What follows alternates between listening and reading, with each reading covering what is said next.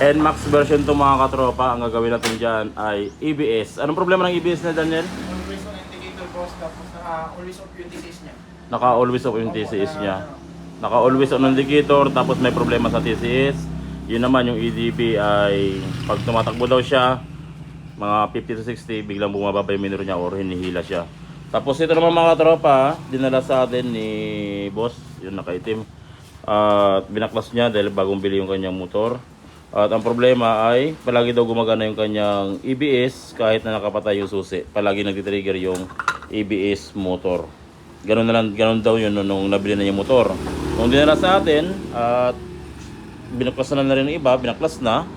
Nung dinala sa atin dahil hindi na magawa, nakita natin dito ay sunog na. Ayan o. So kung ganitong sunog na yung ating EBS, dalawa lang yung kahinatnan. Pwedeng i-bypass or pwedeng bumili ng bagong bolt. Tapos ito naman mga katropa, meron tayong ni-repair na ECU ng Honda Click. Ang problema ng motor ni boss ay check engine, ayaw umandar, tsaka walang fuel pump. Gaya ng sabi ko mga katropa sa mga nagpapa-repair ng ECU, tsambahan lang talaga yung repair ng ating ECU. Kasi kung bakit ko sinabi na tsambahan, kung sa ibabaw yung tama, mare-repair natin. Pero kapag sa pinakagitna na yung tama, mare-repair naman natin kung matatanggal natin yung mga ano niya, yung sealant. Kasi ito yung sealant niya parang bato.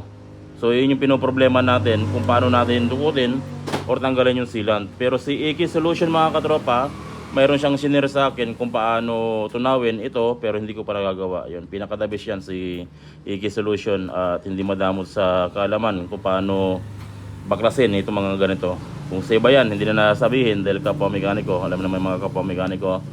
At yung iba hindi nagsasabi, sinisikreto. Pero si AK Solution, the best yan. Nagsasabi yan kung anong gagawin. So meron siya sinabi sa akin na solusyon na pantunaw dito, pero medyo matapang nga lang doon, kailangan mag-gloves. Pero hindi ko pa na-order at parating pa lang yung order ko.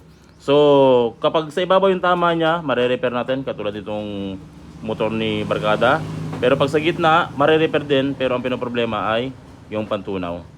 So okay na, gentle. Ito na yung ECU ni boss na ni-repair natin. Susi. Tapos naka-check engine kasi bagong repair. Buburahin na lang ni Gentle. Tapos pandarin natin. Yan o. It's alive! Okay na yung motor mo boss. Na-repair na natin yung ECU na pinoproblema mo. So yun yung mga katropa.